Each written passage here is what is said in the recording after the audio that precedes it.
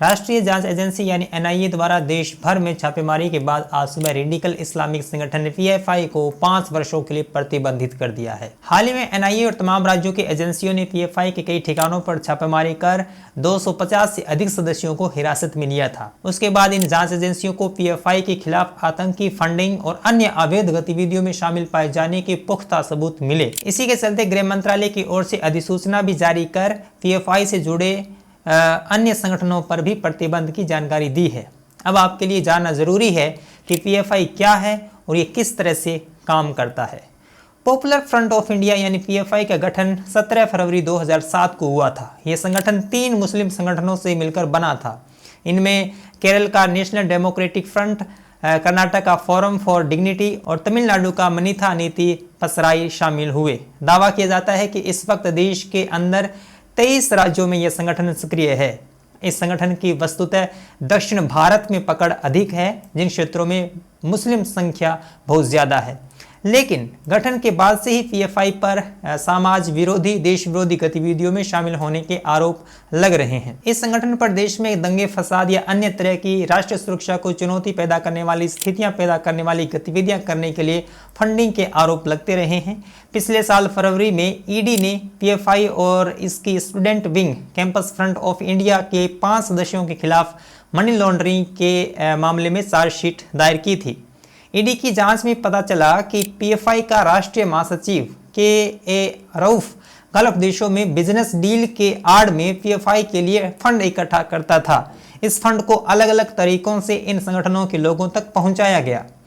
ED के मुताबिक तकरीबन 1.36 करोड़ रुपए की राशि गैर कानूनी तरीके से प्राप्त हुई, जिसका बहुत बड़ा हिस्सा भारत के पीएफआई और सीएफआई जैसे संगठनों को दिया गया, जिसका खर्च उन कामों में किया गया जो कथित रूप से सीएए आंदोलन और दिल्ली दंगों से जुड़े थे। 2017 में एनआईए ने गृह मंत्रालय को पत्र लिखकर इस संगठन पर प्रतिबंध लगाने की मांग की थी। एनआईए जांच में इस संगठन के कथित रूप से हिंसक और आतंकी गतिविधियों में लिप्त होने की बात सामने आई। एनआईए के डोजियर के मुताबिक ये संगठन राष्ट्रीय सुरक्षा के लिए खतरा है।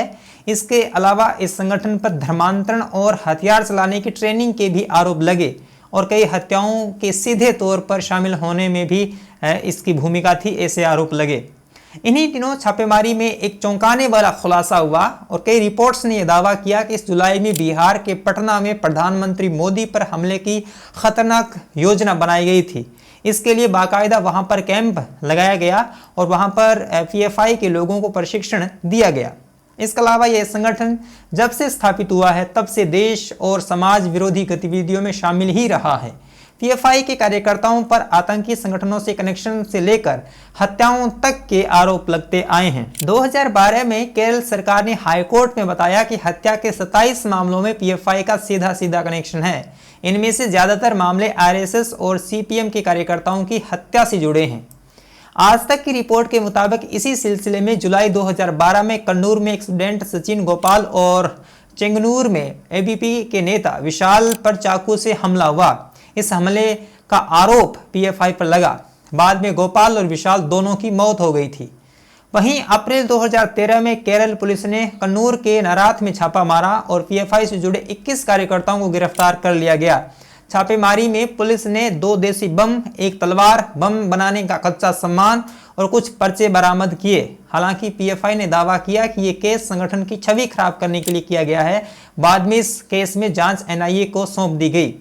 हालांकि यह संगठन खुद पर लगे आरोपों को नकारता ही आया है, लेकिन इस संगठन पर लगे आरोपों की फहरिस्त बहुत लंबी है।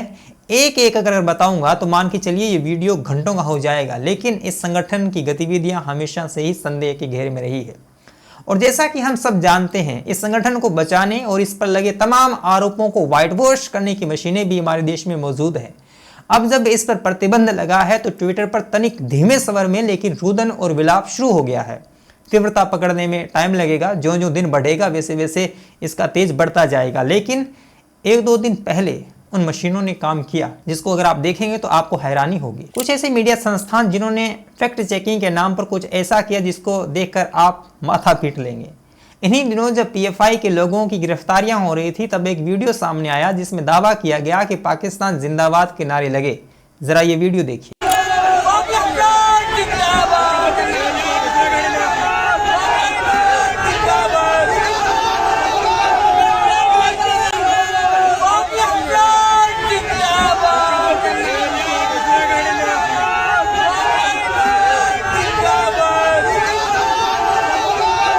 अब ये वीडियो सोशल मीडिया पर वायरल हुआ। मुझे भी वही सुन रहा था जो आपको सुन रहा है, लेकिन मैंने पहले ही अंदाज़ा लगा लिया था कि इसका फैक्ट चेक तो यही होगा कि ये लोग काजी साहब जिंदाबाद के नारे लगा रहे हैं। उसके बाद सब लोगों को काजी साहब सुनाई देने लग जाएगा, और जैसी कि उम्मीद थी वैसा ही हुआ। फैक्ट चेकरों ने अपना मोर्चा संभाला, लेकिन मैं गलत था।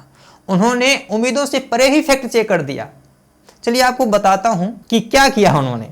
न्यूज़ लॉन्ड्री और ऑल्ट न्यूज़ ने फैक्ट चेक कर बताया कि उन्होंने दरअसल पाकिस्तान जिंदाबाद के नारे नहीं लगाए, बल्कि पॉपुलर फ्रंट जिंदाबाद के नारे लगाए। मतलब जज्बात ही पलट दिए। न्यूज़ लॉन्ड्री ने पुलिस के हवाले से लिखा, ऑल्ट न्यूज़ ने वीडियो के कई एंगल लेकर लिखा। अब मैं आपको उसी वीडियो को थोड़ा परिष्कृत करके सुनाता हूँ। कमेंट में लिखकर बताइएगा कि आपको क्या सुनाई दे रहा है।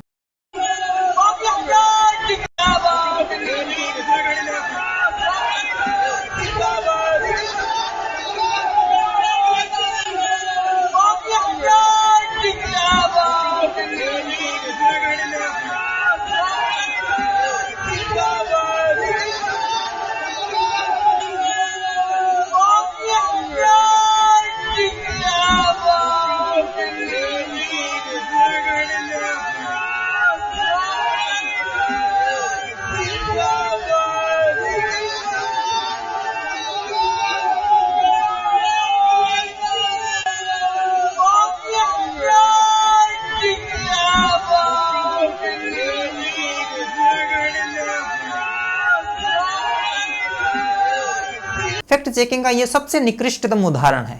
दिन की रोशनी की तरह साफ चीज को भी कैसे झूठा करार दिया जा सकता है। आप पहले तो ये वीडियो देखिए, फिर इन वेबसाइट्स की रिपोर्ट को जाकर पढ़िए, समझ आ जाएगा कि फैक्ट चेकिंग के नाम पर क्या खेला हो रहा है। लग रहे नारों को स्पष्टता से सुना जा सकता है। आपने सुना भी है। क्या ये नारे पॉपुलर फ्रंट जिंदाबाद है? सबको वही सुन रहा है जो नारे लगाए जा रहे हैं, लेकिन धूर्तता और निर्लज्जता की पराकाष्ठा ही हो सकती है जो इस तरह की पत्रकारिता करते हैं। हो सकता है कि वहां पर पॉपुलर फ्रंट के जिंदाबाद के नारे लगे हों, लेकिन इस वीडियो में, इस ऑडियो में स्पष्ट सुन रहा है, उसको तो नहीं नकारा जा सकता। यह फैक्ट चेकिंग का शर्मनाक उदाहरण है, और ये वही संस्थान है जिन्हें हम तथ्य और सच की पड़ताल की दृष्टि से बेहतर मानते हैं। खेल क्या हो रहा है उससे हमें मुंह नहीं मोड़ना चाहिए, स्पष्ट नज़रों से देखना चाहिए। अभी तो ट्विटर पर स्टैंड विद PFI हो रहा है। क्या क्या होगा वो सब सुनियोजित है। जो हर मामले होता आया है वही होगा। ऐसे संगठनों को भी पत्रकार बुद्धिजीवी बचाएंगे, किंतु परंतु करके उनकी हाजिरी लगाएंगे, लेकिन होगा वही जो हमेशा होता आया है। ये वीडियो आपको कैसा लगा ज़रूर बताएं, शेयर करें, और मेरा अगर आपको काम पसंद आता है तो पेट्रियन, पेपाल, फोन पे मुझे सपोर्ट कर सकते हैं। मिलेंगे अगले वीडियो में, तब तक के लिए धन्यवाद। सब्सक्राइब कीजिए कुमार शाम यूट्यूब चैनल को और बेल आइकन भी दबाना न भूलें।